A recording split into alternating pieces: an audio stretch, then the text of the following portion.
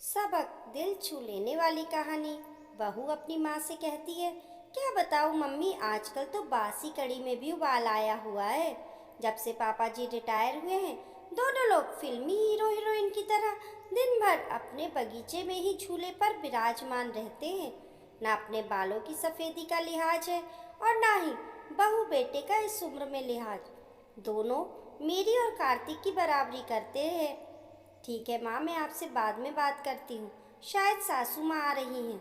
सासू माँ ने बहू की बातें कमरे के बाहर सुन ली थी, पर नज़रअंदाज करते हुए खामोशी से चाय बहू विभा को दे दी। सासू माँ बहू को चाय देने के पश्चात अपने पति देव के लिए चाय ले जाने लगी। ऐसा देखकर बहू के चेहरे पर व्यंग्यात्मक मुस्कान तैर गई, पर सासू माँ समझदारी दिखाते हुए बहू की इस नाजायज हरकत को नज़रअंदाज करते हुए सिर झुकाए वहां से निकल गई। पति के रिटायर होने के बाद कुछ दिन में उनकी यही दिनचर्या हो गई थी। आजकल सासू माँ जी अपने पति देव जी को उनकी इच्छानुसार अच्छे से तैयार होकर अपने घर के सबसे खूबसूरत हिस्से में अपने पति देव के साथ झूले में बैठकर उनको कंपनी देती थी। ये झूला मकान की एक खाली जगह में लगा हुआ था, जिसकी चारों तरफ बगीचा था। मोहिनी जी ने सारी उम्र तो उनके बच्चों के लिए लगा दी थी। 2 मंजिला कोठीनुमा घर गगन जी और मोहिनी जी का जीवन भर का सपना था, जो उन्होंने बड़ी मेहनत से साकार किया था। घर का बगीचा 20 बाय 20 गज की कच्ची जगह में था। ये वास्तव में मोहिनी जी के सपनों का बगीचा। यहाँ तरह तरह की बेलें, कई प्रकार के पौधे, हार श्रृंगार का घनेरा पेड़ और एक छोटा सा टैंक था, जिसमें कमल के फूल खिले रहे थे।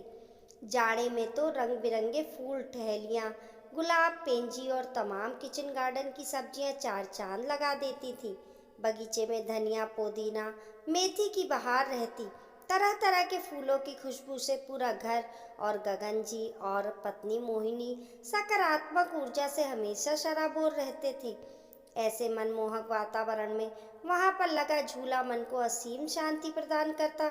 यहाँ का वातावरण इतना सुखमय और शांतिमय था कि कोई भी यहाँ पर बैठता तो उसकी उठने की इच्छा ही नहीं होती थी।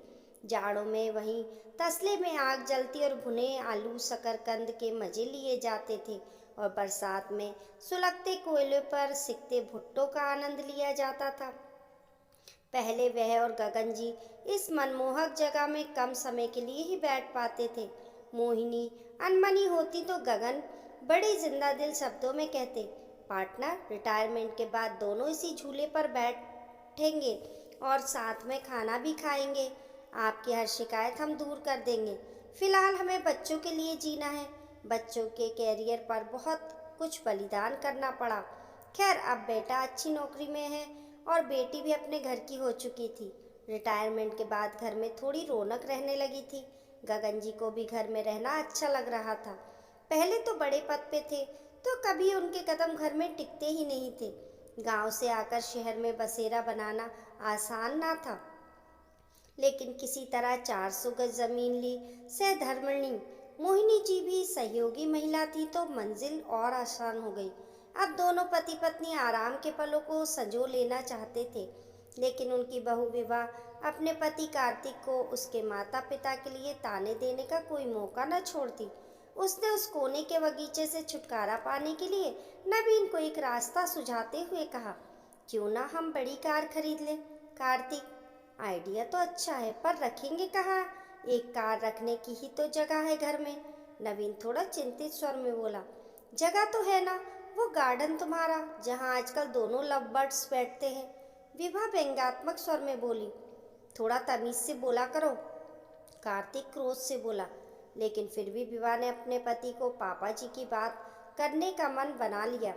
अगले दिन कार्तिक कुछ कार की तस्वीरों के साथ शाम को अपने पिता के पास गया और बोला, पापा, मैं और विभा एक बड़ी गाड़ी खरीदना चाहते हैं। पर बेटा, एक बड़ी गाड़ी तो घर में पहले ही है, फिर उस गाड़ी की रखेंगे भी कहाँ? गगन जी ने प्रश्न किया। ये जो बगीचा है, यहीं गैरेज बनवा लेंगे। वैसे भी विवाह से तो इसकी देखभाल होने से रही, और मम्मी कब तक देखभाल करेंगी? इन पेड़ों को कटवाना ही ठीक रहेगा। वैसे भी ये सब जड़ें मजबूत कर घर की दीवारें कमजोर कर रहे हैं। ये सुनकर मोहिनी तो वहीं कुर्सी पर सीना पकड़कर बैठ गई। गगन जी ने क्रोध को काबू में करते हुए कहा, मुझे तुम्हारी माँ से भी बात करके थोड़ा सोचने का मौका दो। क्या पापा, मम्मी से क्या पूछना? वैसे भी इस जगह का इस्तेमाल भी क्या है? कार्तिक थोड़ा चिड़चिड़ाकर बोला।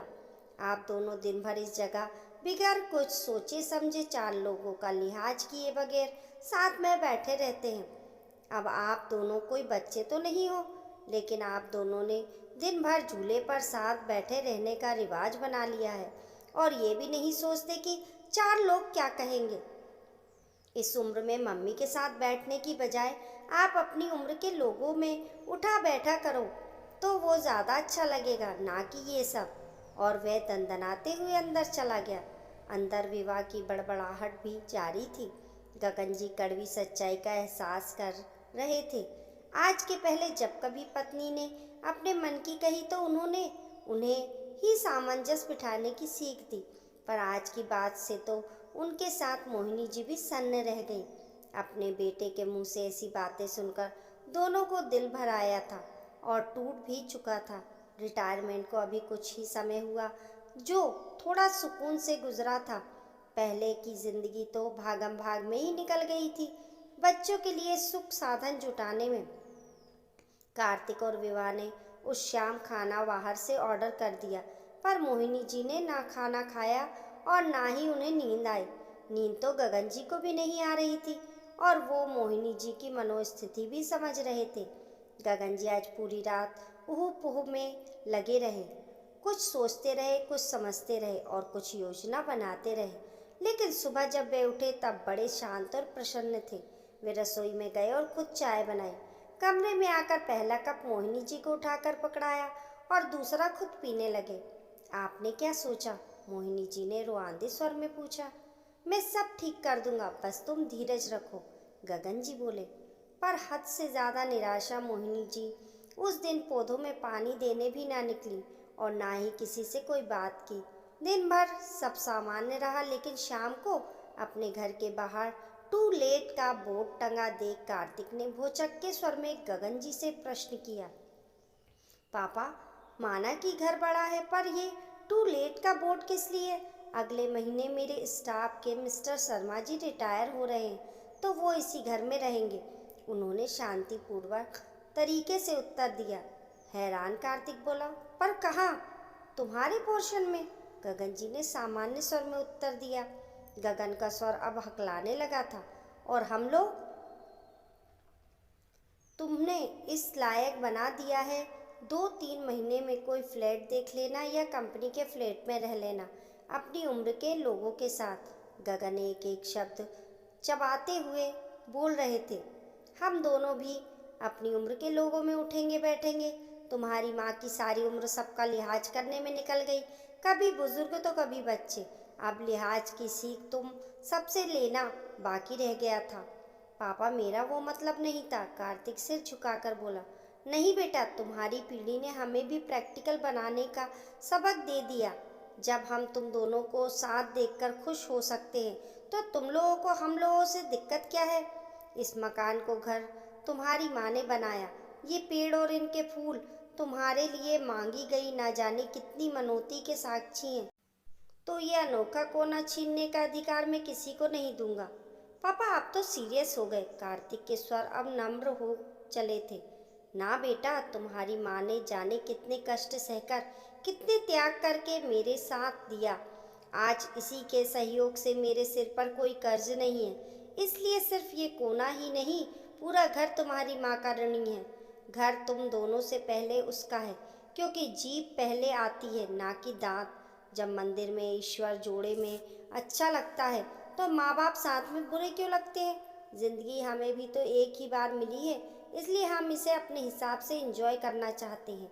इस कहानी को लेकर आप लोगों की क्या राय है, हमें कमेंट करके ज़रूर बताइए। कहानी पसंद आने पर लाइक और शेयर करें।